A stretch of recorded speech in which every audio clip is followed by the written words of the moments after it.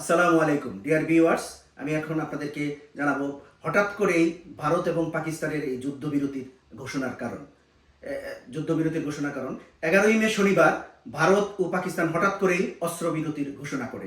এর প্রথম ঘোষণাটি করেন যুক্তরাষ্ট্রের প্রেসিডেন্ট ডোনাল্ড ট্রাম্প, যিনি বলেন দুই দেশের নেতৃত্ব চমৎকার বুদ্ধিমত্তা ও কৌশল প্রয়োগ করে একটি পূর্ণাঙ্গ এবং তাৎক্ষণিক যুদ্ধ বিরতিতে পৌঁছেছেন।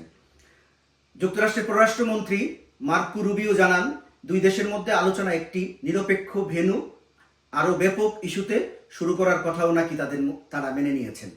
পাকিস্তান এই প্রচেষ্টায় যুক্তরাষ্ট্রকে ধন্যবাদ জানিয়েছেন। ভারত কর্তৃপক্ষ জানায় যে এই সংঘাত সাময়িক বিরতি হয়েছে দ্বিপাক্ষিক যোগাযোগের মাধ্যমে, বাইরের কেউ মধ্যস্থতা করেনি।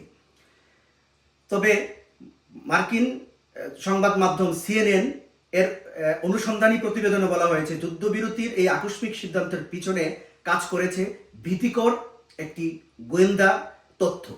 যুক্তরাষ্ট্রের সংশ্লিষ্ট কর্মকর্তারা জানিয়েছেন, শুক্রবার 10 মে রাতে যুক্তরাষ্ট্রের যে গোয়েন্দা তথ্য তাদের হাতে রয়েছে তা ছিল অত্যন্ত উদ্বেগজনক।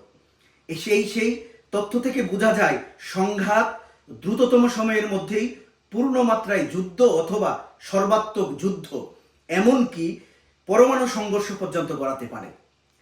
পূর্ণমাত্রায় যুদ্ধ উল্লেখ করা হলেও পরমাণু যুদ্ধ শব্দটি কূটনৈতিক কারণে স্পষ্টভাবে ব্যবহার করেনি CNN।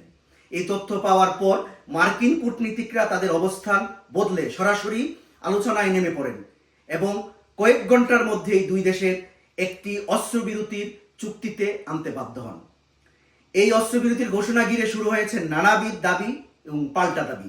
পাকিস্তান বরাবর যুক্তরাষ্ট্রের প্রশংসা করলেও ভারত কর্তৃপক্ষ মার্কিন হস্তক্ষেপকে প্রকাশ্য স্বীকার করতে নারাজ। পর্যবেক্ষকদের মতে এটি দুই দেশের মধ্যে একটি কূটনীতিক অভ্যাসেই প্রতিফলন। ভারতের মতো উদীয়মান বিশ্বশক্তি সাধারণত বাইরের হস্তক্ষেপকে অগ্রাহ্য করতে চায়, আর পাকিস্তান আন্তর্জাতিক মধ্যস্থতাকে চাপ প্রয়োগের একটি কৌশল হিসাবে দেখে থাকে।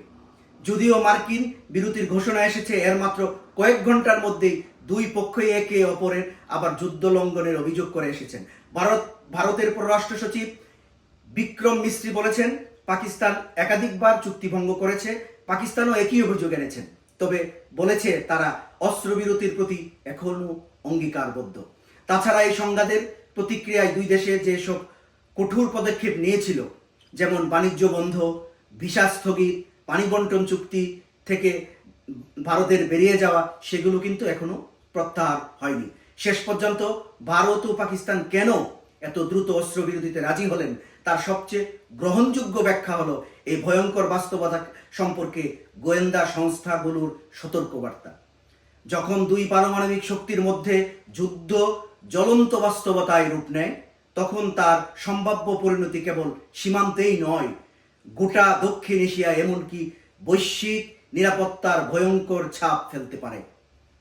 এর আগে এক গবেষণায় বলা হয়েছে, এই দুই দেশে পারমাণবিক যুদ্ধ ছড়িয়ে পড়লে ভারত মহাদেশের প্রায় 12 কোটি মানুষের মৃত্যু হতে পারে।